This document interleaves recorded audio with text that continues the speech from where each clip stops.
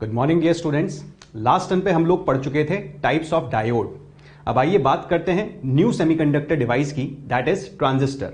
तो ट्रांजिस्टर क्या होता है इसके बारे में हम बाद में बात करेंगे। उसके पहले एक इंपॉर्टेंट बात कि this topic has now been removed from the CBSE syllabus. तो हम इस टॉपिक को सिर्फ और सिर्फ इसलिए तैयार कर रहे हैं क्योंकि इससे नीट या एम्स में कोई क्वेश्चन बनाया जा सकता है। तो आइए अब बात करते हैं नए सेमीकंडक्टर डिवाइस की, एंड दैट इज ट्रांजिस्टर। तो हम कहते हैं कि जो ट्रांजिस्टर है ये 2 जंक्शन और 3 टर्मिनल वाला डिवाइस होता है, और ये तब बनता है जब हम किसी एक प्रकार के सेमीकंडक्टर मटेरियल को दूसरे सेमीकंडक्टर मटेरियल की 2 लेयर्स के बीच में सैंडविच कर देते हैं। फॉर एग्जाम्पल, जब भी हम पी टाइप के मटेरियल को 2 एन टाइप के मटेरियल के बीच में सैंडविच कर देते हैं तो बनने वाला ट्रांजिस्टर कहलाता है एनपीएन ट्रांजिस्टर। इसी प्रकार से जब भी हम एन टाइप के मटेरियल को 2 पी टाइप की लेयर के बीच में सैंडविच कर देते हैं तो बनने वाला ट्रांजिस्टर कहलाता है पीएनपी ट्रांजिस्टर। तो हम कह सकते हैं कि हमारे पास में 2 टाइप्स के ट्रांजिस्टर हैं, the one is NPN transistor, the another one is PNP transistor. हम ट्रांजिस्टर के लिए बोल सकते हैं it's a 2 junction and 3 terminal device that is formed by sandwiching one type of semiconductor material between the 2 layers of another type semiconductor. So there are 2 transistors, the one is NPN transistor and the another one is PNP transistor. अब आपके पास में transistor कोई सा भी हो, चाहे NPN या PNP, उन दोनों ट्रांजिस्टर्स के अंदर 3 रीजन्स होते हैं, and the 3 regions are named as emitter region, base region and collector region. इसी प्रकार से आप देख सकते हैं कि पीएनपी के अंदर भी हमारे पास में 3 रीजन्स हैं, the one is emitter region, the another one is base region and the next one is collector region. तो हम कहते हैं कि हमारे ट्रांजिस्टर में 3 रीजन्स होते हैं, और इसी ट्रांजिस्टर के अंदर हमारे पास में 3 टर्मिनल्स होते हैं, और उन टर्मिनल्स का नाम उसी रीजन पे पड़ जाता है जिससे ये टर्मिनल्स कनेक्टेड होते हैं। तो आप देख सकते हैं देयर आर 3 मेटालिक कॉन्टैक्ट्स और से the 3 terminals connected to the 3 regions. So emitter से कनेक्टेड जो टर्मिनल है उसको कहा जाता है एमीटर टर्मिनल, बेस रीजन से कनेक्टेड जो टर्मिनल है उसको कहा जाता है बेस टर्मिनल, और कलेक्टर रीजन से जो कनेक्टेड है उसको कहा जाता है कलेक्टर टर्मिनल। सिमिलरली अगर मैं पीएनपी की भी बात कर लूं तो वहां पर भी एमीटर से कनेक्टेड एमीटर टर्मिनल, बेस से कनेक्टेड बेस टर्मिनल, कलेक्टर से कनेक्टेड कलेक्टर टर्मिनल। तो हमारे पास में ट्रांजिस्टर में कितने टर्मिनल्स हो गए? 3 terminal, emitter terminal, base terminal और कलेक्टर टर्मिनल। इन टर्मिनल का नाम उसी रीजन पे पड़ गया है जिससे ये कनेक्टेड है। अब आइए बात करते हैं इन्हीं ट्रांजिस्टर के सिंबॉलिक रिप्रेजेंटेशन की। तो आप देख सकते हैं कि जो एनपीएन ट्रांजिस्टर होता है उसका सिंबॉलिक रिप्रेजेंटेशन होता है कुछ इस तरीके का, और जो पीएनपी ट्रांजिस्टर होता है उसका सिंबॉलिक रिप्रेजेंटेशन होता है इस तरीके का। अब ट्रांजिस्टर कोई सा भी हो, वहां पर 3 टर्मिनल्स होते हैं, the emitter terminal, base terminal and collector terminal. तो आप देख सकते हैं कि इन सिंबॉलिक रिप्रेजेंटेशन में भी हमने एमीटर, बेस और कलेक्टर टर्मिनल्स को रिप्रेजेंट कर दिया है। अब यहां पे समझने लायक बात यह है कि आप देख सकते हैं कि एनपीएन ट्रांजिस्टर के अंदर एक एरो को मार्क किया गया है जो कि बाहर की तरफ पॉइंट कर रहा है, और पीएनपी ट्रांजिस्टर के अंदर एरो को मार्क किया गया है जो कि अंदर की तरफ पॉइंट कर रहा है। तो सबसे पहली बात जो हमें पता होनी चाहिए वो ये कि जब भी हमको ट्रांजिस्टर का सिंबॉलिक रिप्रेजेंटेशन दिया जाता है तो उस सिंबल को देख के हम ये पहचान सकते हैं कि ट्रांजिस्टर पीएनपी है या फिर एनपीएन। दूसरी इंपॉर्टेंट बात ये कि हम ये समझ सकते हैं कि जिस टर्मिनल पर एरो मार्क किया जाता है वो टर्मिनल हर वक्त एमीटर टर्मिनल होता है। तो आप देखें कि अगर मैं इस टर्मिनल पे एरो मार्क कर रहा हूं तो this terminal is emitter terminal. अगर मैं इस टर्मिनल पे एरो मार्क कर रहा हूं तो this terminal is emitter terminal. दूसरी बात, हम ये कहते हैं कि हम एरो के डायरेक्शन से ये बता सकते हैं कि ट्रांजिस्टर पीएनपी है या फिर एनपीएन। और वो कैसे? कि आप सब जानते हैं कि जो एरो का डायरेक्शन होता है that always points from P to N. आप याद करो डायोड के अंदर भी हम जो एरो का डायरेक्शन बनाया करते थे वो पी से एन की तरफ बनाया करते थे। तो अगर हम एनपीएन ट्रांजिस्टर को बड़े ध्यान से देखें तो आप कह सकते हैं कि जो एरो का डायरेक्शन है वो P से N है। तो अगर ये P है तो ये N है, तो ये भी N है। तो हम कह सकते हैं कि ये हो गया NPN ट्रांजिस्टर। इसी प्रकार से अगर आप देखेंगे तो हम कह सकते हैं कि जो एरो का डायरेक्शन है वो P से N की तरफ होता है। तो अगर ये P है, ये N है, तो ये कौन हो गया? P। तो हम कह सकते हैं कि ये PNP ट्रांजिस्टर है। तो that is about the symbolic representation of the transistor. हमको याद रखना है कि एरो उस टर्मिनल पे लगाया जाता है जो कि एमीटर होता है, और एरो का डायरेक्शन हर वक्त हमको करंट की डायरेक्शन बताता है, और एरो का डायरेक्शन हर वक्त P से N की तरफ होता है। अब आइए बात करते हैं इन तीन रीजन्स एमीटर, बेस और कलेक्टर की। तो हम जब भी ट्रांजिस्टर को डिजाइन करते हैं तो इन तीन रीजन्स की डोपिंग कंसंट्रेशन और विड्थ कैसी रखी जानी चाहिए इसके बारे में डिस्कशन करते हैं। पर उसके पहले एक इंपॉर्टेंट बात, आप देख सकते हैं कि अगर आपके पास में कोई भी ट्रांजिस्टर हो, जैसे कि मैंने यहां पे आपको एक NPN ट्रांजिस्टर दिखाया है, तो उसके पास में तीन रीजन्स हैं, that is emitter region, base region और कलेक्टर रीजन। आप जानते हैं कि जो एमीटर है, इसके नाम से ही पता लग रहा है कि इसका काम है चार्ज कैरियर्स को एमिट करना। तो एमीटर चार्ज कैरियर्स को एमिट करने का काम करता है। सिमिलरली हम कह सकते हैं कि जो कलेक्टर है, इसके नाम से ही हमको पता लगता है कि ये चार्ज कैरियर्स को कलेक्ट करने का काम करता है। तो हम कहते हैं कि emitter emits the charge carriers in the crystal and collector collects the charge carriers emitted from the emitter. हमारा टारगेट है कलेक्टर पे ज्यादा से ज्यादा चार्ज कैरियर्स को कलेक्ट कराना। तो आइए अब डिस्कस करते हैं कि एमीटर, बेस और कलेक्टर रीजन की डोपिंग कंसंट्रेशन को कैसा रखा जाए। आपको यहां पर एक और बात समझ में आनी चाहिए कि हम इन तीनों रीजन्स की जो डोपिंग कंसंट्रेशन है और जो विड्थ है उनको अलग अलग रखते हैं। दैट सिंपली मींस अगर एक को मैक्सिमम रखते हैं तो दूसरे को मीडियम रखते हैं, तीसरे को मिनिमम रखते हैं। हम किसी भी दो रीजन्स की डोपिंग कंसंट्रेशन को सेम नहीं रखते हैं। तो सबसे पहले डिस्कस करते हैं about the doping concentration of the emitter region, और उसको समझने के लिए हम यहां पर बात करते हैं। तो लेट अस से कि हमारे पास में एक NPN ट्रांजिस्टर है, और आप जानते हैं कि एमीटर का काम होता है चार्ज कैरियर्स को एमिट करना। तो बताओ, अगर ये एमीटर रीजन है तो N रीजन के अंदर हमारे पास में होंगे इलेक्ट्रॉन्स। तो बताओ इस एमीटर का काम क्या होगा? चार्ज कैरियर्स को ज्यादा से ज्यादा एमिट करना। तो इस एमीटर का काम अगर चार्ज कैरियर्स को ज्यादा से ज्यादा एमिट करना है तो ये तभी तो चार्ज कैरियर्स को ज्यादा से ज्यादा एमिट कर पाएगा जब इसके पास में ज्यादा से ज्यादा चार्ज कैरियर्स होंगे, और इसके पास में ज्यादा से ज्यादा चार्ज कैरियर्स तब होंगे जब इसकी डोपिंग को रखा जाएगा मैक्सिमम। इसीलिए हम कहते हैं कि हम एमीटर की डोपिंग को रखते हैं मैक्सिमम। अब आइए बात करते हैं बेस की डोपिंग की। तो आप देखिए एमीटर क्या होंगे? एमीटर से चार्ज कैरियर्स यानी कि इलेक्ट्रॉन्स एमिट होंगे, वो बेस से होते हुए हमको कलेक्टर पर पहुंचाने हैं। हमारा टारगेट है कि कलेक्टर के पास में ज्यादा से ज्यादा चार्ज कैरियर्स पहुंचे। अब आप बड़े ध्यान से देखिए कि हमारे पास में था NPN ट्रांजिस्टर, और ये जो बेस रीजन है वो P टाइप का है। अगर बेस रीजन P टाइप का है तो बताओ P टाइप के पास में क्या होंगे? इलेक्ट्रॉन्स या होल्स? तो आप कहेंगे P टाइप के पास में होंगे होल्स। और खुद सोचिए कि अगर मैं इस बेस की डोपिंग को बहुत ज्यादा रख देता, अगर मैं इस बेस की डोपिंग को बहुत ज्यादा रख देता तो यहां पर होल्स की जो वैल्यू होती है, जो संख्या होती, ये बहुत ज्यादा होती। अपने पास में बहुत सारे नंबर ऑफ होल्स होते इस बेस के अंदर अगर मैं इसकी डोपिंग कंसंट्रेशन को बहुत हाई कर देता।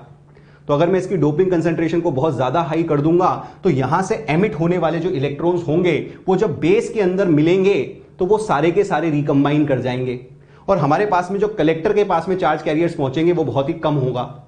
हमको कलेक्टर के पास में ज्यादा से ज्यादा चार्ज कैरियर्स को पहुंचाना था, और अगर हमको कलेक्टर के पास में ज्यादा से ज्यादा चार्ज कैरियर्स को पहुंचाना था तो हमारे पास में बेस के अंदर जो रिकॉम्बिनेशन हो रहा है वो कम से कम होना चाहिए था। और अगर हमको बेस के अंदर रिकॉम्बिनेशन कम से कम करना है तो ऐसा तो तभी हो सकता है जब बेस के अंदर होल्स हों कम से कम, और अगर बेस के अंदर होल्स कम से कम होने हैं तो ऐसा तभी हो सकता है जब बेस की डोपिंग हो कम से कम। यही कारण है कि हम बेस की डोपिंग को रखते हैं मिनिमम। आप जानते हैं कि हम तीनों रीजन्स की डोपिंग कंसंट्रेशन को अलग अलग रखते हैं, एक मैक्सिमम एक मिनिमम। तो हम कहते हैं कि कलेक्टर की डोपिंग इज मीडियम। अब आइए बात करते हैं हम इसके विड्थ की। तो हम सबसे पहले बात करते हैं कलेक्टर की विड्थ की। तो बताइए, कलेक्टर का काम है ज्यादा से ज्यादा चार्ज कैरियर्स को कलेक्ट करना, ज्यादा से ज्यादा चार्ज कैरियर्स को अकोमोडेट करना। ये उन चार्ज कैरियर्स को अकोमोडेट करना चाहता है जो कि एमीटर से एमिट होके कलेक्टर में पहुंचे हैं। तो एक छोटी सी बात बताइए कि कलेक्टर की विड्थ को मैक्सिमम रखना चाहिए ना, तब जाके ही तो एमीटर से निकले हुए सारे चार्ज कैरियर्स आसानी से कलेक्टर के अंदर अकोमोडेट हो जाएंगे। यही कारण है कि हम कलेक्टर की विड्थ को रखते हैं मैक्सिमम। नेक्स्ट बात आती है विड्थ ऑफ द बेस की। तो एक छोटी सी बात बताइए, क्या हमको बेस के अंदर कम से कम रिकॉम्बिनेशन कराना था? हमको बेस के अंदर कम से कम रिकॉम्बिनेशन इसलिए कराना था ताकि कलेक्टर के पास में ज्यादा से ज्यादा चार्ज कैरियर्स अकोमोडेट हो पाए, कलेक्ट हो पाए। तो बताइए, अगर बेस के अंदर कम से कम रिकॉम्बिनेशन कराना है तो ऐसा तभी पॉसिबल है जब यहां से एमिट हुआ इलेक्ट्रॉन कम से कम समय इस बेस के अंदर बिताए, और ऐसा तभी हो सकता है ना जब बेस की विड्थ हो मिनिमम। तो अगर हम बेस की विड्थ को रखेंगे मिनिमम तो यहां से निकलने वाला इलेक्ट्रॉन कम से कम समय इस बेस में बिताएगा और आसानी से कलेक्टर पर पहुंच जाएगा। इसीलिए हम बेस की विड्थ को रखते हैं मिनिमम। तो बताइए, आप समझ ही चुके हैं कि हम विड्थ को भी अलग अलग रखते हैं, और अगर हम इन तीनों रीजन्स की विड्थ को अलग अलग रखते हैं तो हम कहते हैं कि कलेक्टर को रखते हैं मैक्सिमम, बेस को रखते हैं मिनिमम और एमिटर को रखते हैं मीडियम।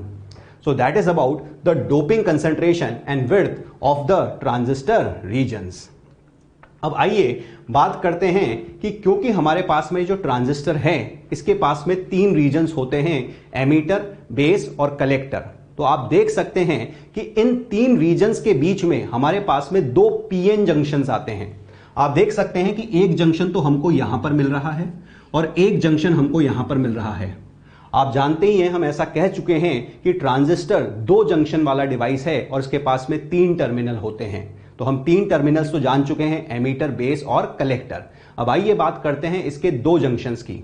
तो आप देख सकते हैं कि हमारे पास में 2 जंक्शंस हैं। एक जंक्शन है एमीटर और बेस के बीच में और दूसरा जंक्शन है बेस और कलेक्टर के बीच में। इसीलिए हम कहते हैं कि ट्रांजिस्टर के पास में 2 जंक्शंस हैं और उन 2 जंक्शंस का नाम उन्हीं 2 रीजन्स पे पड़ जाता है जिनके बीच में ये होते हैं। दैट सिंपली मीन्स हम कह सकते हैं कि बेस और एमीटर के बीच में जो जंक्शन है that is base emitter junction, और हम कह सकते हैं कि कलेक्टर और बेस के बीच में जो जंक्शन है that is known as base collector junction. तो हमारे पास में ट्रांजिस्टर में ये 2 जंक्शंस हैं, और क्योंकि हमारे पास में 2 जंक्शंस हैं, हम इन 2 जंक्शंस की बायसिंग को अलग अलग तरीके से करके इस ट्रांजिस्टर को अलग अलग मोड में ऑपरेट करा सकते हैं। तो क्योंकि हमारे पास में 2 जंक्शंस हैं, इन 2 जंक्शंस की बायसिंग को हम 4 तरीके से कर सकते हैं। दैट इज, हम दोनों जंक्शंस को फॉरवर्ड बायस कर सकते हैं, दोनों जंक्शंस को रिवर्स बायस कर सकते हैं, पहले जंक्शन को फॉरवर्ड बायस, दूसरे जंक्शन को रिवर्स बायस कर सकते हैं, और पहले जंक्शन को रिवर्स और दूसरे को फॉरवर्ड बायस कर सकते हैं। जब भी हम इन 2 जंक्शंस की बायसिंग को अलग अलग करते हैं तो ट्रांजिस्टर भी अलग अलग मोड में काम करता है और अलग अलग एप्लीकेशन को सर्व करता है। तो आइए समझते हैं कि जब दोनों जंक्शंस को फॉरवर्ड बायस किया जाता है तो क्या होता है। तो अगर हमारे ट्रांजिस्टर के दोनों जंक्शंस फॉरवर्ड बायस हो जाते हैं तो हम कहते हैं कि दोनों जंक्शंस बहुत ही लो रेजिस्टेंस ऑफर करते हैं, और इस केस के अंदर हम कहते हैं कि हमारा ट्रांजिस्टर सैचुरेशन मोड में चला जाता है। और जब ट्रांजिस्टर सैचुरेशन मोड में होता है तो हम कहते हैं कि transistor works like a close switch. ये कैसे बिहेव करता है? एक क्लोज स्विच की तरह बिहेव करता है। अब बात करते हैं कि जब हम दोनों जंक्शंस को रिवर्स बायस कर देते हैं, यानी कि मान लीजिए कि आपके पास में ट्रांजिस्टर के जो 2 जंक्शंस हैं अगर वो दोनों रिवर्स बायस हो जाते हैं तो हम कहते हैं कि ट्रांजिस्टर बहुत ही हाई रेजिस्टेंस ऑफर कर रहा है। दैट सिंपली मींस इस केस के अंदर ट्रांजिस्टर में कोई करंट फ्लो नहीं कर रहा होगा। हम कहते हैं कि ट्रांजिस्टर इस वक्त कट ऑफ मोड के अंदर काम कर रहा होता है। It is not allowing any current to flow through it. That simply means हम कहेंगे कि ये कट ऑफ मोड में है, और हम कहते हैं कि ये एक ओपन स्विच की तरह बिहेव करता है। अब आइए बात करते हैं नेक्स्ट केस की। दैट इज, अगर हम ट्रांजिस्टर के पहले जंक्शन को फॉरवर्ड बायस और दूसरे जंक्शन को रिवर्स बायस कर देते हैं तो हम कहते हैं कि ट्रांजिस्टर इसकी एक्टिव स्टेट में काम करता है, और ट्रांजिस्टर इसी रीजन के अंदर अपनी बिगेस्ट एप्लीकेशन को सर्व करता है। दैट इज, ये एम्प्लीफिकेशन के काम आता है। किसके काम आता है? एम्प्लीफिकेशन की। तो ट्रांजिस्टर की बिगेस्ट एप्लीकेशन है एम्प्लीफिकेशन। ये बात अलग है कि हमको ट्रांजिस्टर की और भी एप्लीकेशंस पता हैं। That simply means transistor switch की तरह भी काम कर सकता है, हमको ये भी पता है। पर आपसे कोई पूछे कि ट्रांजिस्टर की बिगेस्ट एप्लीकेशन क्या है तो हम कहेंगे ट्रांजिस्टर की बिगेस्ट एप्लीकेशन है एम्प्लीफिकेशन। ये एक छोटे से वोल्टेज सिग्नल को एक बड़े एम्पलीट्यूड वाले वोल्टेज सिग्नल में कन्वर्ट करने के काम आता है। अब आइए बात करते हैं कि ट्रांजिस्टर की वर्किंग कैसी है। तो हमारे पास में यहां पर एक एनपीएन ट्रांजिस्टर है और हम ट्रांजिस्टर को हर वक्त एक्टिव स्टेट में वर्क कराते हैं। ट्रांजिस्टर को कहां पे वर्क कराते हैं? Active state. और आप जानते हैं कि ट्रांजिस्टर की एक्टिव स्टेट तब होती है जब पहला वाला जंक्शन फॉरवर्ड बायस और दूसरा वाला जंक्शन रिवर्स बायस होता है। तो आप देख सकते हैं कि हमारे पास में यहां पर एक एनपीएन ट्रांजिस्टर है और इस एनपीएन ट्रांजिस्टर को हमको एक्टिव स्टेट में मेंटेन करना है। और एक्टिव स्टेट में मेंटेन करने के लिए हम पहले वाले जंक्शन को फॉरवर्ड बायस करते हैं और दूसरे वाले जंक्शन को रिवर्स बायस। तो बताइए पहले वाले जंक्शन का जो नाम था वो था बेस एमीटर जंक्शन। तो आप देख लीजिए आपके पास में ये रहा बेस, ये रहा एमीटर और ये रहा जंक्शन। हम इस पहले वाले जंक्शन को क्या करते हैं? Forward bias. और इसको फॉरवर्ड बायस करने के लिए हम क्या करते हैं कि एमीटर साइड को यानी कि एन साइड को लोअर पोटेंशियल से और पी साइड को हायर पोटेंशियल से कनेक्ट कर देते हैं। अगर आप पी को हाई पोटेंशियल, एन को लो पोटेंशियल से कनेक्ट करेंगे तो पहला वाला जंक्शन क्या हो जाएगा? Forward bias. अब हमें क्या करना था? दूसरे वाले जंक्शन को करना था रिवर्स बायस। और अगर हमको दूसरे वाले जंक्शन को रिवर्स बायस करना है तो हम पी वाली साइड को लो पोटेंशियल से कनेक्ट कर देते हैं और एन वाली साइड को हाई पोटेंशियल से कनेक्ट कर देते हैं। और ऐसा करने की वजह से हमारा दूसरा वाला जंक्शन हो जाता है रिवर्स बायस। यहां पर एक और बात नोटिस करने लायक है, वो ये क्योंकि पहला वाला जंक्शन फॉरवर्ड बायस है, यहां पर डिप्लीशन रीजन की विड्थ कैसी है? कम। और क्योंकि दूसरा वाला जंक्शन रिवर्स बायस है, यहां पर डिप्लीशन रीजन की विड्थ कैसी आएगी? ज्यादा। अब हमें वर्किंग ऑफ ट्रांजिस्टर में यह समझना है कि किस तरह से चार्ज कैरियर्स एमीटर से एमिट होते हैं, फिर बेस से होते हुए कलेक्टर में कलेक्ट होते हैं। हमको सिर्फ और सिर्फ यह सीखना है कि किस तरह से चार्ज कैरियर्स इस क्रिस्टल में मूव करते हैं और किस तरह से हमको इस क्रिस्टल के अंदर एक इलेक्ट्रिक करंट मिलता है। तो आइए बात करते हैं वर्किंग की। तो सबसे पहली बात आप देखेंगे कि हमने एमीटर साइड से जो बैटरी कनेक्ट की है उसका नाम दे दिया है VEE और जो हमने कलेक्टर साइड से बैटरी कनेक्ट की है उसका नाम दे दिया है हमने VCC। और आप जानते हैं कि हमारा पहला वाला जंक्शन कैसा है? फॉरवर्ड बायस। तो क्योंकि हमारा पहला वाला जंक्शन फॉरवर्ड बायस है, आप कहते हैं कि क्योंकि पहला जंक्शन फॉरवर्ड बायस है और डिप्लीशन रीजन की विड्थ कम है, इसीलिए जो मेजॉरिटी चार्ज कैरियर्स होते हैं वो एक रीजन से दूसरे रीजन की तरफ डिफ्यूज करना स्टार्ट करते हैं। आप ध्यान से सुनिए, मैंने एक वर्ड यूज किया डिफ्यूजन, क्योंकि हम सब जानते हैं कि जब भी जंक्शन फॉरवर्ड बायस होता है तो जो प्रोसेस चल रहा होता है that is diffusion of the majority charge carriers.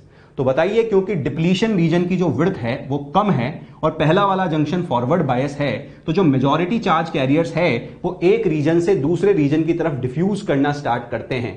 In other words हम कहते हैं कि जो negative terminal of the battery VEE है ये इन इलेक्ट्रॉन्स को पुश करती है फ्रॉम एमीटर टू बेस, यानी ये डिफ्यूज करते हैं from this N region, from emitter region to this P region that is the base region. यह बात बिल्कुल सही है कि जिस तरह से इलेक्ट्रॉन्स N से P में जा रहे हैं उसी तरीके से यहां के होल्स भी P से N की तरफ डिफ्यूज हो रहे होंगे। पर आप खुद जानते हैं कि जो बेस है उसको लाइटली डोप्ड और थिन रखा जाता है, इसलिए यहां पे बनने वाले चार्ज कैरियर्स बहुत ही कम होते हैं। इसलिए जो हमारा डिस्कशन है हम मेनली इलेक्ट्रॉन के टर्म्स में कर रहे होंगे। हम क्योंकि एनपीएन ट्रांजिस्टर डिस्कस कर रहे हैं तो एनपीएन ट्रांजिस्टर में जो चार्ज कैरियर्स एमीटर से एमिट हो रहे होंगे वो इलेक्ट्रॉन्स होंगे, इसलिए हमारा सारा का सारा डिस्कशन मेनली इलेक्ट्रॉन्स पे ही कॉन्सेंट्रेटेड होगा। तो हम कहते हैं कि negative terminal of the battery इन इलेक्ट्रॉन्स को डिफ्यूज कराती है from emitter region to base region, क्योंकि जो बेस रीजन होता है वो लाइटली डोप्ड और थिन होता है। प्रैक्टिकली ऐसा ऑब्जर्व किया जाता है कि सिर्फ 2 to 5% of the charge carriers that are emitted from the emitter recombines in the base. जितने भी चार्ज कैरियर्स यहां से एमिट हुए हैं उनमें से सिर्फ और सिर्फ 2 से 5% चार्ज कैरियर्स बेस में आके रिकंबाइन कर जाते हैं। ये जितने भी चार्ज कैरियर्स बेस में आके रिकंबाइन कर जाते हैं उनकी वजह से हमको बेस रीजन में एक करंट मिलता है and that current is IB, and that current is IB। अब आगे की बात करते हैं कि बताओ यहां से तो इलेक्ट्रॉन्स डिफ्यूज हुए from N region to P region और से from emitter region to base region. आप जानते हैं कि बेस रीजन के अंदर सिर्फ और सिर्फ 2 to 5% of the charge carriers recombine हुए हैं, तो remaining 95 to 98% of the charge carriers अब under the effect of this reverse voltage drift करते हैं from this base region to collector region. यहां पर नोटिस करने लायक बात यह है कि मैंने आपको बताया था कि दूसरा वाला जंक्शन जो है वो रिवर्स बायस जंक्शन है, और जब भी पीएन जंक्शन को रिवर्स बायस किया जाता है तो जो चार्ज कैरियर्स का फ्लो होता है वो ड्रिफ्ट की वजह से होता है। और आप जानते हैं कि पी रीजन के अंदर यहां के पहुंचे हुए इलेक्ट्रॉन्स माइनॉरिटी की तरह बिहेव करते हैं, और ये minority charge carriers under the effect of the high electric field applied आसानी से ड्रिफ्ट कर जाती है from this P region to N region, और से from this base region to collector region. जैसे ही ये चार्ज कैरियर्स ड्रिफ्ट करके कलेक्टर में पहुंचते हैं, ये कलेक्टर टर्मिनल उनको अट्रैक्ट कर लेता है, जिसकी वजह से हमको यहां पर एक करंट मिलता है, that is known as IC. In other words आप कह सकते हैं कि एमिटर से चार्ज कैरियर्स एमिट हुए, उसके कारण हमें करंट मिला आईई। ये बेस के अंदर 2 से 5% रिकंबाइन हुए, उसकी वजह से हमको करंट मिला आईबी, और फिर ये कलेक्टर में जाकर कलेक्ट हुए, जिसकी वजह से हमको करंट मिला आईसी। यहां पर नोटिस करने लायक बात यह है कि जो सबसे बड़ा करंट है वो कौन है, आईई। उससे छोटा करंट है आईसी, और आईबी करंट जो है वो सबसे छोटा है। हम ऐसा कह सकते हैं कि जो आईई है वो सबसे बड़ा, उससे छोटा आईसी, और सबसे छोटा आईबी। आईबी सबसे छोटा इसलिए है क्योंकि बेस के अंदर रिकॉम्बिनेशन सबसे कम होता है। बेस में रिकॉम्बिनेशन सबसे कम इसलिए होता है क्योंकि बेस की डोपिंग को रखा जाता है लाइटली डोप्ड, और उसकी विड्थ को भी रखा जाता है मिनिमम। इसीलिए हम कहते हैं कि बेस के अंदर जो करंट मिलता है वो सबसे कम होता है। यहां से हम ये कंक्लूड कर सकते हैं कि ट्रांजिस्टर के अंदर जो नेट करंट आईई होता है that is equals to IB plus IC. You can say IB plus IC is equals to IE. और यही कारण है कि जो ट्रांजिस्टर का सिंबॉलिक रिप्रेजेंटेशन था एनपीएन ट्रांजिस्टर का, आप देख सकते हैं कि अगर ये करंट आईई है तो ये करंट आईबी है और ये करंट आईसी है। तो I can say that IE equals to IB plus IC. I can say IE equals to IB plus IC. और क्योंकि हम ये देख चुके हैं कि जो बेस करंट है ये बहुत ही छोटा होता है, सिर्फ 2 to 5% होता है, इसीलिए हम कह सकते हैं that IE is almost equals to IC. That simply means whole of the charge carriers that are emitted from the emitter reaches the collector।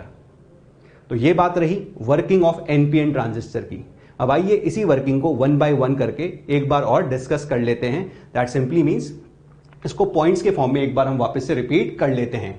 तो सबसे पहला पॉइंट है कि जो हमारा नेगेटिव टर्मिनल होता था बैटरी का VEE, वो क्या करता था, मेजॉरिटी इलेक्ट्रॉन्स को रिपेल करता था और फिर एमिटर से बेस के अंदर एंटर करवाता था।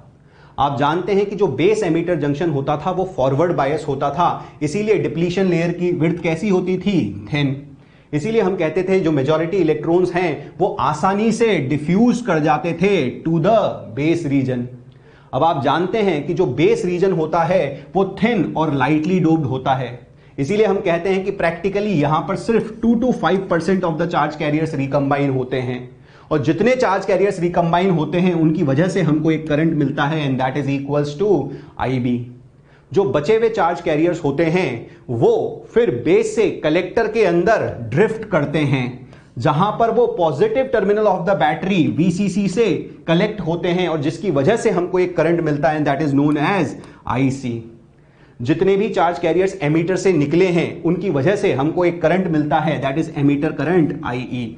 और फाइनली हम कह सकते हैं कि ट्रांजिस्टर के अंदर जो नेट करंट आईई होता है that is equal to IB plus IC. As we know that IB is negligible, IB बहुत ही छोटा होता है, we can say that IE is approximately equals to IC. Now that is the working of NPN transistor. अब आइए बात करते हैं types of configuration of a transistor की। आप जानते हैं कि जो ट्रांजिस्टर है वो 3 टर्मिनल वाला डिवाइस है, और अगर ट्रांजिस्टर 3 टर्मिनल वाला डिवाइस है तो हम इसके 2 टर्मिनल्स के बीच में इनपुट सर्किट को और 2 टर्मिनल्स के बीच में आउटपुट सर्किट को कनेक्ट करते हैं। मैं वापस से रिपीट करता हूं मैंने क्या बोला। हम जानते हैं कि ट्रांजिस्टर के 3 टर्मिनल्स होते हैं, एमीटर, बेस और कलेक्टर। क्योंकि इसके 3 टर्मिनल्स होते हैं, हम इन 3 टर्मिनल्स में से 2 टर्मिनल्स के बीच में इनपुट सर्किट को कनेक्ट करते हैं और 2 टर्मिनल्स के बीच में आउटपुट सर्किट को कनेक्ट करते हैं। दैट सिंपली मींस 2 टर्मिनल्स के बीच में लोड रेजिस्टेंस को कनेक्ट करते हैं। तो जब भी हम ऐसा कर रहे होते हैं तो हर वक्त एक टर्मिनल कॉमन रह जाता है between input and output circuit. जो भी टर्मिनल कॉमन रह जाता है between input and output circuit, वही कॉन्फ़िगरेशन का नाम पड़ जाता है। फॉर एग्जाम्पल, आप देख सकते हैं कि यहां पर हमने एक कॉन्फ़िगरेशन रिप्रेजेंट किया है और ये आपके पास में जो ट्रांजिस्टर है ये एनपीएन ट्रांजिस्टर है। आपको कैसे पता लगा ये एनपीएन ट्रांजिस्टर है? आप ऐसा कह सकते हैं कि जो एरो है वो बाहर की तरफ पॉइंट कर रहा है, और अगर एरो बाहर की तरफ पॉइंट कर रहा है तो ये हुआ P, ये हुआ N और ये भी हो गया N। तो हम कह सकते हैं कि हमारे पास में एक एनपीएन ट्रांजिस्टर है।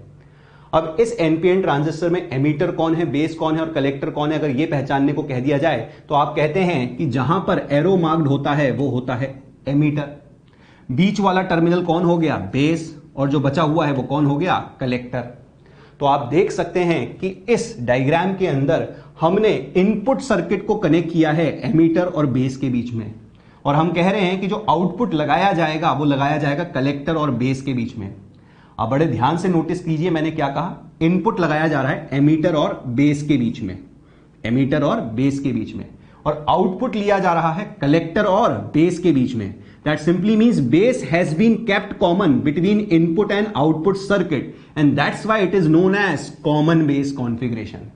मैं आपसे यही कह रहा था कि जिस भी टर्मिनल को कॉमन रखा जाता है between input and output circuit, वही कॉन्फ़िगरेशन का नाम पड़ जाता है। अब आइए बात करते हैं नेक्स्ट कॉन्फ़िगरेशन की, and the next configuration is common emitter configuration. तो आप देख पाते हैं कि कॉमन एमीटर कॉन्फ़िगरेशन में आप जो इनपुट अप्लाई करते हैं वो बेस और एमीटर के बीच में करते हैं, और जो आउटपुट लेते हैं वो कलेक्टर और एमीटर के बीच में लेते हैं। दैट सिंपली मींस आप एमीटर को कॉमन रखते हैं between input and output circuit, और यही कारण है कि इसका नाम पड़ जाता है common emitter configuration. Now next बात करते हैं नेक्स्ट कॉन्फ़िगरेशन की, दैट इज कॉमन कलेक्टर।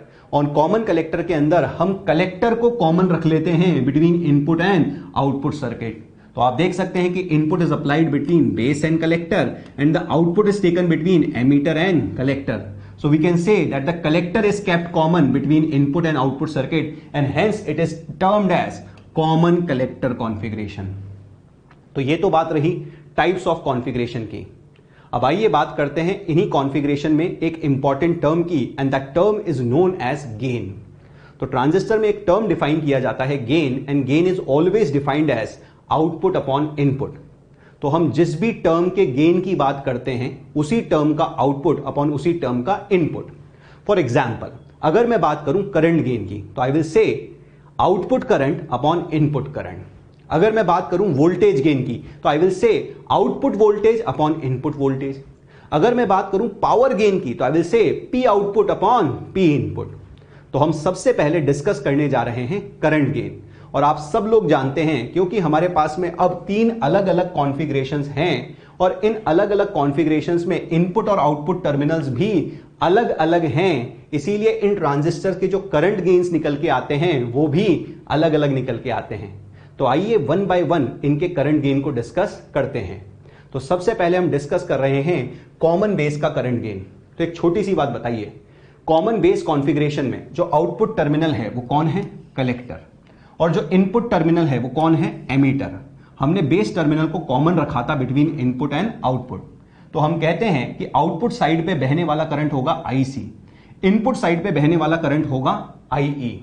और अगर हम करंट गेन को डिफाइन करना चाहें तो हम कहेंगे output current upon input current will be the current gain. That simply means IC upon IE will be the current gain for the common base configuration, और इसी करंट गेन को हम अल्फा से डिनोट करते हैं। तो वी से that IC upon IE is the current gain for common base, and that is denoted by alpha. Next बात करते हैं कॉमन एमीटर की। तो अगर कॉमन एमीटर की बात करें तो हम कहते हैं कि यहां पर आउटपुट पे बहने वाला current will be IC, input पे बहने वाला करंट विल बी IB। तो we can define IC upon IB is the current gain for the common emitter configuration, और इसको हम टर्म देते हैं beta. So we say that beta is equals to IC upon IB, and that is the current gain for the common emitter configuration. इसी तरह से अगर मैं कॉमन कलेक्टर के करंट गेन को डिफाइन करूं तो मैं कहूंगा कि आउटपुट में बहने वाला करंट इज IE, इनपुट में बहने वाला current is IB. So IE upon IB will be the current gain for the common collector, and that is defined as gamma. So we can say that gamma is equal to I E upon I B. यहां पर एक और बात notice करने लायक है कि जब भी हम करंट गेन के फॉर्मूले लिख रहे होते हैं तो कॉमन टर्मिनल का जो करंट होता है वो गेन के फॉर्मूले में नजर नहीं आता। मैं वापस से रिपीट करता हूं, मैंने क्या बोला?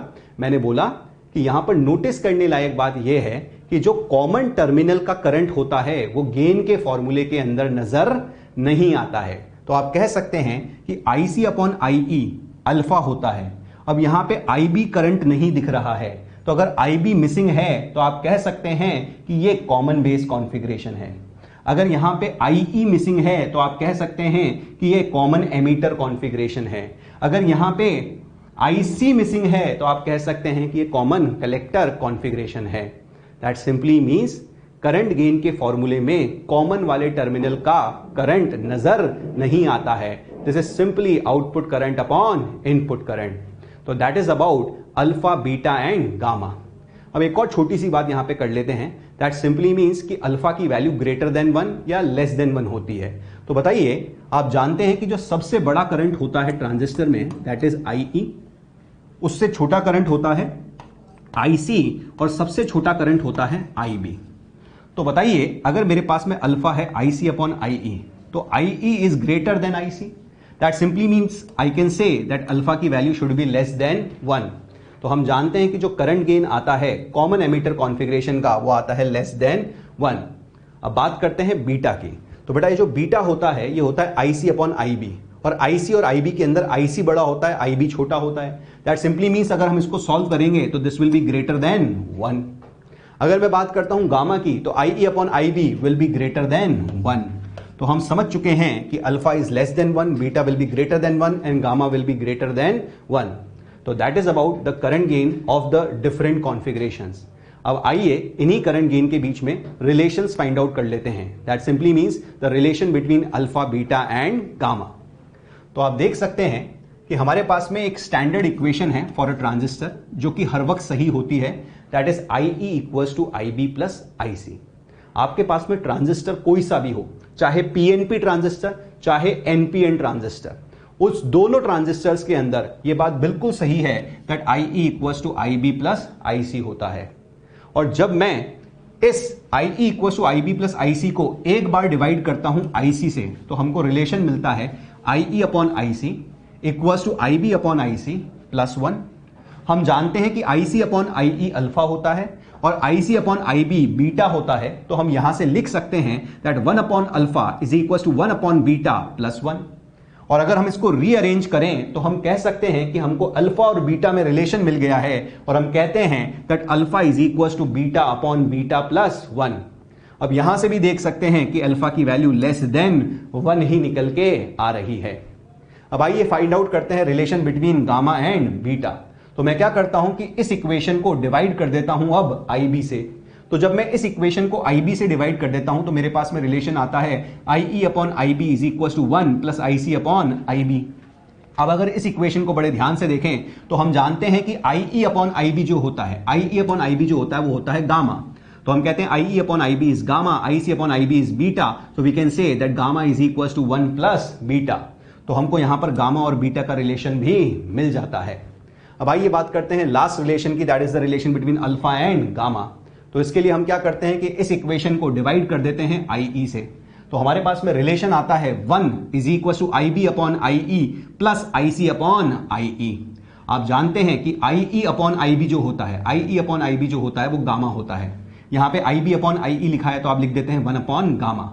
और हम जानते हैं कि आई सी अपॉन आई ई होता है alpha, I C upon I ई क्या होता है अल्फा। तो हम यहां पे लिख देते हैं इसकी जगह पे अल्फा। तो हमको गामा और अल्फा के बीच में रिलेशन मिल जाता है as alpha is equal to gamma minus 1 upon gamma. अब इन्हीं करंट गेन के ऊपर हमसे कुछ न्यूमेरिकल्स पूछ लिए जाते हैं। वो न्यूमेरिकल्स कैसे बनते हैं आइए समझते हैं। तो आप देख सकते हैं कि यहां पर पहला क्वेश्चन आपको दिया गया है। आपसे कहा गया है कि आपके पास में एक ट्रांजिस्टर है, वहां पर बीटा की वैल्यू 50 है। तो आपसे कहा गया है कि अल्फा की वैल्यू फाइंड आउट करें। और आप सब लोग जानते हैं कि जो अल्फा होता है वो होता है बीटा अपॉन बीटा प्लस 1। और अगर alpha beta upon beta plus 1 होता है तो हमारे पास में बीटा की वैल्यू है 50 और यहां पे बीटा प्लस 1 विल बी 51। तो आपके पास में अल्फा की वैल्यू आ चुकी है 50 अपॉन 51। आप देख सकते हैं कि अल्फा इज लेस देन 1। आइए बात करते हैं नेक्स्ट क्वेश्चन की। नेक्स्ट क्वेश्चन में आपसे कहा गया है कि calculate the emitter current for which IB is equal to 20 milliampere and beta is equal to 100। आपको क्या कैलकुलेट करना है? Emitter current. और आप जानते हैं कि कोई सा भी ट्रांजिस्टर हो, this relation is always true that IE equals to IB plus IC। अब आप देखिए कि हमको यहां पर IE कैलकुलेट करने को कहा गया है। आपके पास में IB की वैल्यू है पर आपके पास में IC की वैल्यू नहीं है। पर आप ये जानते हैं that IC can be written equals to beta IB, because हमारे पास में रिलेशन होता है that beta is equals to IC upon IB। तो बताओ क्या आप यहां से लिख सकते हो that IC is equals to beta IB?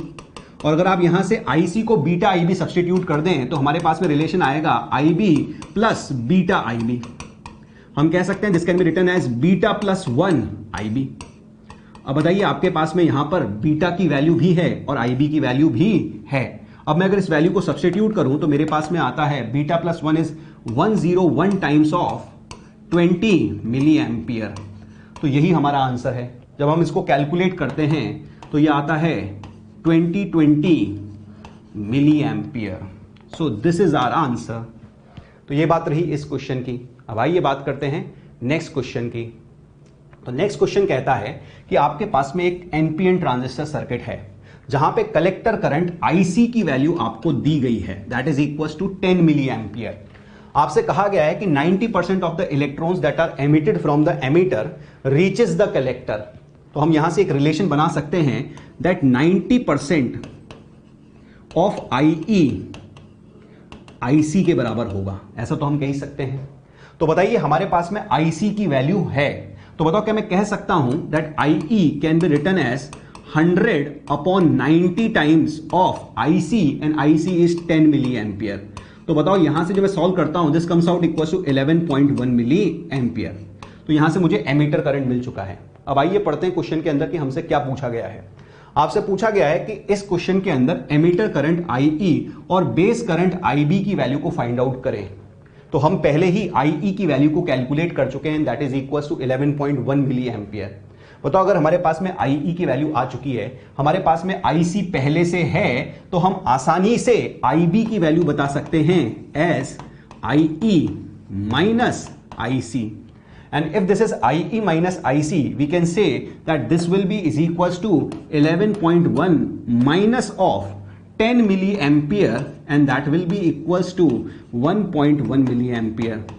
तो आप देख सकते हैं according to the options हम कह सकते हैं कि जो सेकंड ऑप्शन है वही हमारा आंसर है। अब आइए बात करते हैं नेक्स्ट क्वेश्चन की। और नेक्स्ट क्वेश्चन हमसे कहता है कि इन अ C transistor circuit IE is given to be 10 milliampere and the current gain is said to be 19, then find the base current। आपसे बेस करंट IB की वैल्यू पूछी जा रही है, आपको IE की वैल्यू पता है और आपको करंट गेन पता है। बताओ हमारे पास में ये रिलेशन होता है that IE is equals to IB plus IC। और आप अभी अभी सीख चुके हो दैट IC को बीटा IB कहा जा सकता है। दैट सिंपली मीन्स मैं लिख सकता हूं that IE is equals to beta plus 1 IB। बताओ क्या आपको यहां पर बीटा की वैल्यू पता है?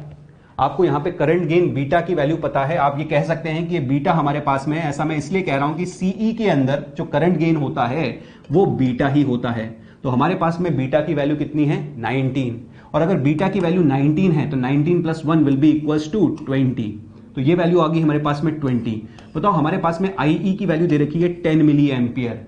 बताओ क्या हम यहां से आसानी से IB की वैल्यू बता सकते हैं? तो हम कह सकते हैं कि IB की वैल्यू मेरे पास में आएगी 0.5 मिली एम्पियर। तो ये रहा हमारा आंसर। तो आइए बात करते हैं इनपुट और output characteristics of CE transistor configuration.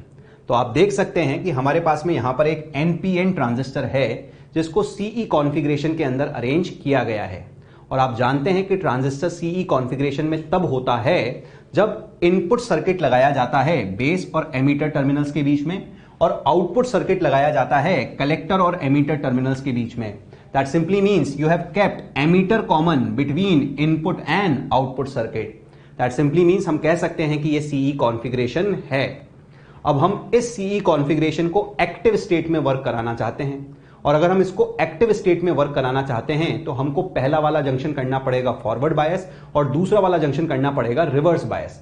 तो आप जानते हैं कि जो ट्रांजिस्टर का पहला जंक्शन होता है वो होता है बेस एमिटर जंक्शन, और जो दूसरा जंक्शन होता है वो होता है कलेक्टर बेस जंक्शन।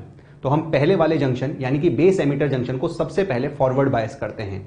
तो आप देख सकते हैं कि आपके पास में ये बेस है और ये एमिटर है, और आप ये भी जानते हैं कि ये एक एनपीएन ट्रांजिस्टर है। ये कैसा ट्रांजिस्टर है? एनपीएन।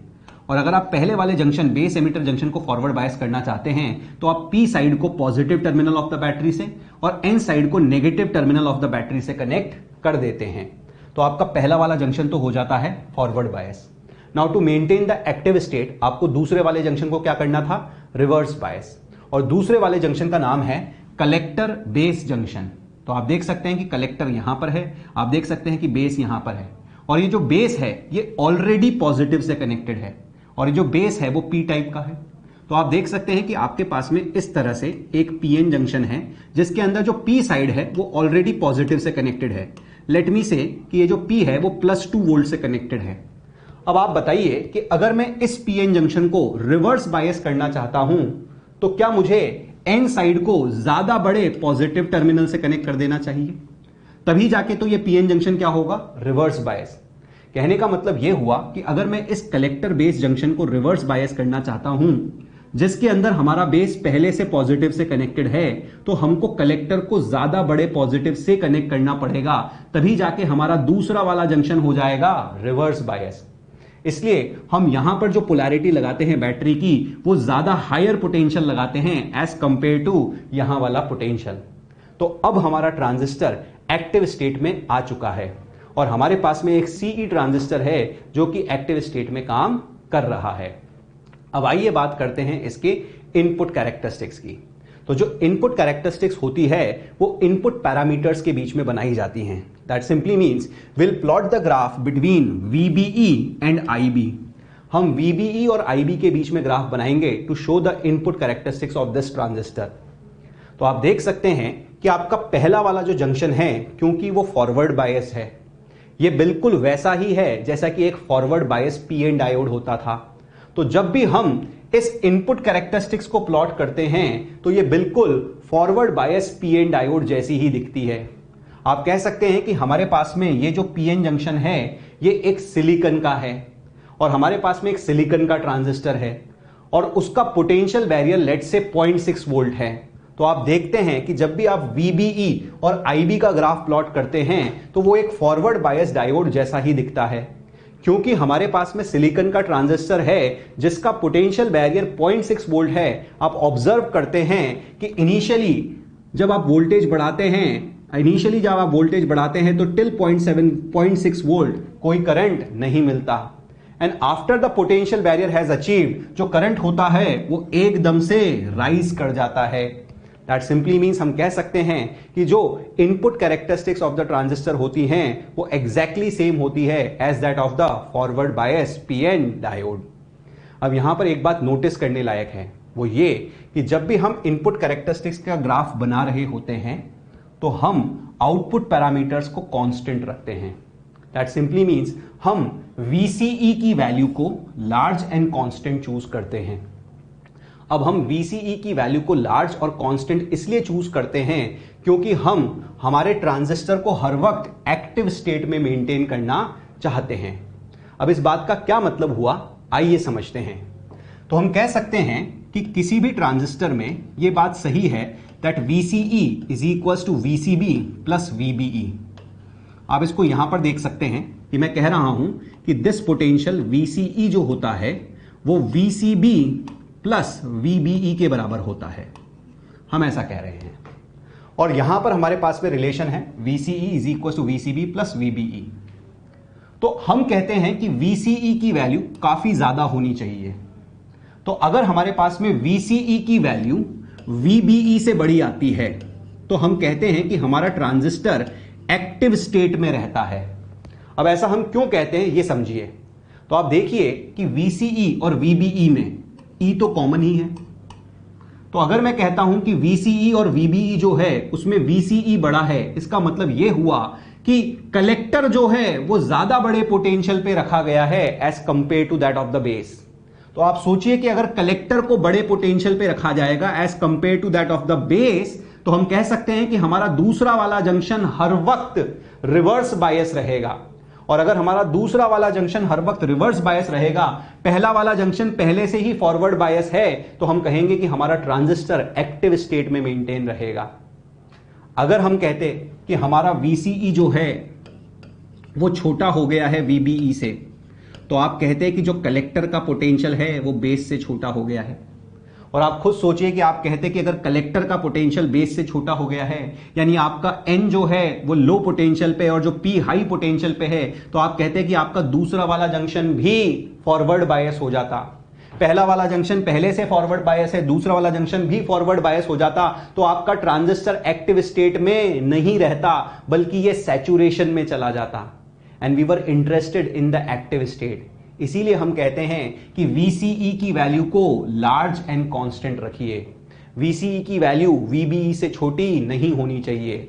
अगर VCE की वैल्यू VBE से छोटी होगी तो हमारा ट्रांजिस्टर एक्टिव में नहीं बल्कि सैचुरेशन स्टेट के अंदर चला जाएगा। सो this is about the input characteristics of the transistor.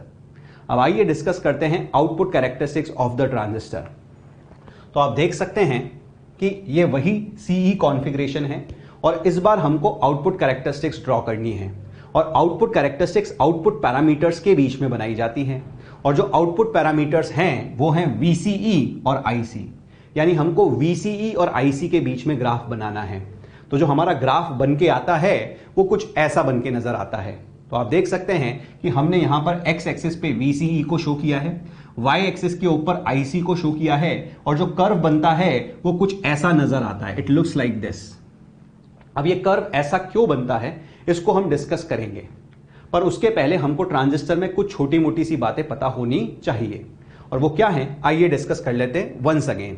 तो मैं आपको अभी भी ऐसा बता चुका हूं कि ट्रांजिस्टर के अंदर VCE is equal to VCB plus VBE होता है।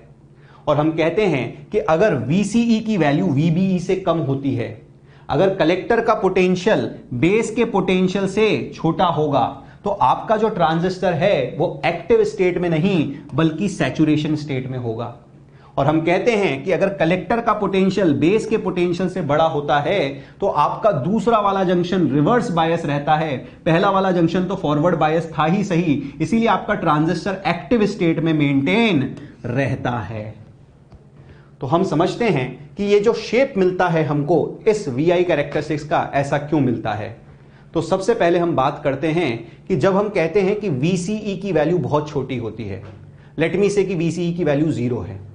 आप देख सकते हैं कि जब VCE की वैल्यू छोटी होगी तो आप कह सकते हैं कि VCE की वैल्यू जब तक VBE से छोटी थी, लेट मी से कि यहां पे जो वैल्यू मिल रही है दैट इज 0.6 वोल्ट या 0.7 volt for the silicon transistor.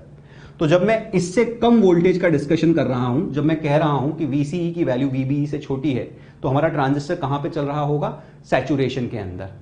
तो आप देख सकते हैं कि जब ट्रांजिस्टर सैचुरेशन में होगा तो दोनों जंक्शंस कैसे होंगे, फॉरवर्ड बायस। और अगर दोनों जंक्शंस फॉरवर्ड बायस होंगे तो हम कहते हैं कि ट्रांजिस्टर लो रेजिस्टेंस ऑफर कर रहा होता है। और आप जानते हैं कि इस I और V कर्व के अंदर हम जानते हैं दैट रेजिस्टेंस जो होता है वो 1 स्लोप होता है। तो आप देखिए अगर मैं इस कर्व के अंदर बात करूं तो O से लेके A तक अगर मैं एक टेंजेंट ड्रॉ करता हूं तो इस टेंजेंट का जो स्लोप निकल के आता है वो ज्यादा निकल के आता है। तो जब इसका स्लोप ज्यादा निकल के आता है तो हम कहते हैं कि जो resistance offered by the transistor है वो कम है। और ऐसा इसलिए है क्योंकि हमारा ट्रांजिस्टर अभी सैचुरेशन स्टेट के अंदर है। अब जब हम VCE की वैल्यू को बढ़ाते हैं, कितनी बढ़ाते हैं, जब VCE की वैल्यू VBE से बड़ी हो जाती है, जब हम इस तरफ की ओर जा रहे होते हैं, तो आप कहते हैं कि आपका ट्रांजिस्टर का दूसरा वाला जंक्शन रिवर्स बायस हो जाता है और आपका ट्रांजिस्टर एक्टिव स्टेट में होता है। ऐसा कब होता है, जब VCE की वैल्यू ग्रेटर देन VBE होती है। तो जब आपका दूसरा वाला जंक्शन रिवर्स बायस हो जाता है तो आप कहते हैं कि जो ट्रांजिस्टर है अब सैचुरेशन के रेस्पेक्ट में ज्यादा रेजिस्टेंस ऑफर करने लग गया है। यही कारण है कि हम कहते हैं कि इस पॉइंट के बाद में जो स्लोप होता है वो डिक्रीज कर जाता है। आप खुद सोचिए कि अगर स्लोप डिक्रीज कर जाएगा तो जो रेजिस्टेंस है वो इंक्रीज कर जाएगा। So that is about the VI characteristics of the output side. That simply means the output characteristics of the CE transistor. हम यहां से समझ पाए हैं कि ये जो ग्राफ है ये इस तरह का नजर क्यों आता है। अब यहां पर एक और बात नोटिस करने लायक क्या है ये समझते हैं। वो ये कि जब भी हम यहां पर ये ग्राफ बना रहे थे तो आप देखिए कि यहां पर हमारे पास में IB जो है उसको हम कांस्टेंट चूज करते थे। जब भी हम VCE और IC का ग्राफ बनाते थे तो we keep the value of IB to be constant. तो हमारे पास में IB की कोई फिक्स वैल्यू थी, उस IB के कॉरस्पॉन्डिंग हमको यहां पर IC मिल जाता था। तो लेट मी से कि मेरे पास में IB 1 था तो उसके कॉरस्पॉन्डिंग मुझे यहां पर क्या मिल गया, IC1। अब अगर मैं आपसे ये डिस्कशन करूं कि हम IB की वैल्यू को कांस्टेंट रखते हैं और उसके लिए हम ग्राफ बनाते हैं तो कुछ ऐसा मिलता है। बताइए अगर मैं IB की वैल्यू को इंक्रीज कर देता, अगर मैं IB की वैल्यू को इंक्रीज कर देता और फिर कांस्टेंट रखता, तो फिर आपसे पूछा जाए कि बताओ IC की वैल्यू का क्या होता, तो हम कहते हैं कि अगर हम IB की वैल्यू को बढ़ाएंगे तो IC की वैल्यू भी बढ़ जाएगी। ऐसा इसलिए होता है क्योंकि सोचिए कि एमीटर से चार्ज कैरियर्स बेस में पहुंचते हैं फिर कलेक्टर में पहुंचते हैं।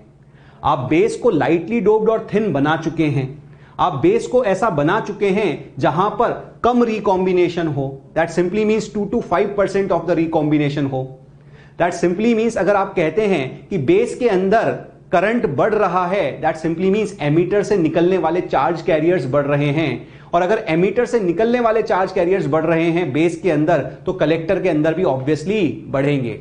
अब इसको कुछ इस तरह से समझिए कि हम कह सकते हैं कि IE equals to IB plus IC होता है, और हम कह देते हैं कि हमारे पास में इस ट्रांजिस्टर के अंदर जो रिकॉम्बिनेशन हो रहा है बेस के अंदर वो हो रहा है 2%।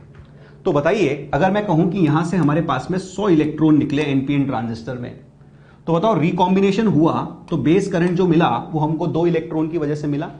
तो बताओ जो 98 इलेक्ट्रॉन हैं वो कहां पर गए, कलेक्टर के अंदर। अब मैं क्या करता हूं कि IB की वैल्यू को बढ़ा रहा हूं, ऐसा कहता हूं। अब अगर IB की वैल्यू बढ़ रही है इसका मतलब यह होता है कि आपके पास में जो IE है उसकी वैल्यू भी बढ़ रही है। इन अदर वर्ड्स आप इसको इस तरह से समझिए कि अगर मैं कह दूं कि यहां से 200 इलेक्ट्रॉन निकल रहे होते तो बताइए इन 200 इलेक्ट्रॉन का 2% इस बेस के अंदर रिकंबाइन हो रहा होता, और अगर इस 200 का 2% बेस में रिकंबाइन हो रहा होता तो बताओ बेस में कितने इलेक्ट्रॉन जा रहे होते, 4 इलेक्ट्रॉन। तो बताइए कलेक्टर में कितने जा रहे होते, 196 इलेक्ट्रॉन। तो आप बताइए क्या अभी IB की वैल्यू बढ़ चुकी है। बताओ अगर IB बढ़ा है तो IC का क्या हुआ है, IC भी तो बढ़ा है। इन अदर वर्ड्स अगर आपसे कहा जाए कि IB की वैल्यू बढ़ा दी गई है, अब इस ग्राफ को प्लॉट करो, तो आप कहेंगे कि ग्राफ तो एग्जैक्टली सेम ही बनेगा, बस फर्क इतना सा है कि बड़ी वैल्यू ऑफ IB के लिए जो IC आएगा वो भी बड़ा आएगा और ग्राफ कुछ इस तरह का नजर आएगा। तो अगर मैं कहूं कि ये IB2 है और मैं कहूं इसके कॉरस्पॉन्डिंग मिलता है IC2, तो we can say that IB2 is greater than IB1 and hence IC2 is greater than IC1। तो ये बात रही आपके आउटपुट कैरेक्टरिस्टिक्स की, और इन्हीं आउटपुट कैरेक्टरिस्टिक्स को फिर हम कुछ इस तरह से रिप्रेजेंट कर सकते हैं। आप देख सकते हैं कि आपके पास में जो आउटपुट कैरेक्टरिस्टिक्स हैं ये ऐसी निकल के आती हैं जहां पे आप IB की वैल्यू को बढ़ा रहे हैं तो जो IC है वो भी बढ़ता जाता है। तो for the bigger values of the IC की वैल्यू भी ज्यादा मिलेगी। तो that is about the output characteristics of the CE transistor. अब आइए बात करते हैं कुछ इंपॉर्टेंट टर्म्स की जो कि इस ट्रांजिस्टर से रिलेटेड हैं, और इन्हीं टर्म्स के ऊपर फिर कुछ न्यूमेरिकल्स बनते हैं, फिर हम उसको डिस्कस करेंगे। तो सबसे पहले डिस्कस करते हैं some of the important terms related to transistor. तो पहला टर्म है करंट गेन, और करंट गेन को करंट एम्प्लीफिकेशन फैक्टर भी कहा जाता है। और आप सब लोग जानते हैं कि हम बता चुके हैं कि जो गेन होता है it is always output upon input. तो जिस भी टर्म का गेन हो उसी का आउटपुट अपॉन उसी का इनपुट। तो अगर करंट का गेन तो करंट का आउटपुट अपॉन करंट का इनपुट। तो I will say I gain is equals to I output upon I input. Now the next term is voltage gain. तो बताओ voltage gain will be V output upon V input. अगर voltage gain V output upon V input है तो हम जानते हैं कि V equals to I R होता है। तो बताओ अगर v equals to I R होता है तो we can say v output is I output into R output and v input equals to I input into R input. हम जानते हैं कि I output upon I input जो होता है वो करंट गेन होता है। तो तो हम यहां पे करंट गेन सब्स्टिट्यूट कर देते हैं और R output upon R input को हम रेजिस्टेंस गेन बोल देते हैं। तो हम कह सकते हैं कि जो वोल्टेज गेन होता है वो current gain into resistance gain लिखा जा सकता है। बिल्कुल इसी तरीके से हम डिस्कस कर सकते हैं पावर गेन। तो हम कहते हैं कि जो पावर गेन होता है वो होता है P output upon P input. That simply means it is equals to I square R. That simply means I gain का square into R gain equals to V gain का square upon R gain equals to V gain into I gain. So this is all about the current gain, voltage gain and power gain. अब आइए discuss करते हैं next term and the next term is transconductance. तो आप transconductance को GM से denote करते हैं and this is the output current to the input voltage. This is the ratio of output current to the input voltage. तो हम जब input voltage में चेंज करते हैं तो उसके साथ में आउटपुट करंट कैसे बदलता है इसको हमको ट्रांसकंडक्टेंस बताता है। तो अगर हम इसी को वापस से रीअरेंज करें तो हम क्या करते हैं कि ऊपर और नीचे दोनों तरफ आई इनपुट से मल्टीप्लाई कर देते हैं और उसको रीअरेंज करते हैं तो हम कहते हैं I output upon I input into I input upon V input. आप जानते हैं कि ये जो टर्म है ये टर्म है करंट गेन और अगर हमारे पास में यहां पर सीई का ट्रांजिस्टर हो तो बताओ करंट गेन को हम क्या बोलेंगे, बीटा। तो आप देख सकते हैं कि यहां पर आपके पास में जो ट्रांस कंडक्टेंस निकल के आया है दिस इज बीटा। ये मैं किसके लिए डिस्कस कर रहा हूं, सीई ट्रांजिस्टर के लिए। ये हो गया हमारे पास में बीटा। आप जानते हैं आई इन अपॉन वी इन, इसको हम लिख सकते हैं 1 अपॉन आर इन। तो बताओ आपके पास में 1 upon R in will be beta upon R in. तो ये आ जाता है हमारे पास में ट्रांस कंडक्टेंस का फॉर्मूला। आइए बात करते हैं अब some of the numericals that are based on these formulas. तो जो पहला क्वेश्चन यहां पे है, आपसे कहा गया है कि इन अ ट्रांजिस्टर करंट गेन इज 100। आपको ट्रांजिस्टर में करंट गेन 100 दिया गया है। आपको कहा गया है कि आपके पास में एक लोड रेजिस्टेंस है that is 3 kilo ohm. Load resistance output resistance होता है। आपको कहा गया है कि जो इनपुट रेजिस्टेंस है वो 1 किलो ओम है। तो आपसे पूछा जा रहा है कि voltage gain of the transistor क्या होगा। तो आप सब लोग जानते हैं कि अभी हम पढ़ चुके हैं जो वोल्टेज गेन होता है that is equal to current gain into resistance gain. अब बताइए जो करंट गेन है इस क्वेश्चन के अंदर उसकी वैल्यू है हमारे पास में 100। बताओ जो रेजिस्टेंस गेन होता है that is output resistance upon input resistance. Output resistance है आपके पास में load resistance that is 3 kilo ohm. Input resistance है आपके पास में 1 किलो ओम। तो बताइए आपके पास में जो वोल्टेज गेन की वैल्यू निकल के आती है that comes out equals to 300। तो अकॉर्डिंग टू द ऑप्शंस हम कह सकते हैं कि फोर्थ ऑप्शन हमारा आंसर है। अब आइए बात करते हैं नेक्स्ट क्वेश्चन की। तो नेक्स्ट क्वेश्चन आपसे कहता है कि आपके पास में एक कॉमन एमीटर एम्पलीफायर है। अगर कॉमन एमीटर एम्पलीफायर है उसके अंदर आपको बोला गया है कि जो वोल्टेज गेन है वो है 50। आपसे कहा गया है कि इनपुट इंपेडेंस आपको पता है, that simply means input resistance आपको पता है, आपको आउटपुट इंपेडेंस भी पता है that is equal to 200 Om.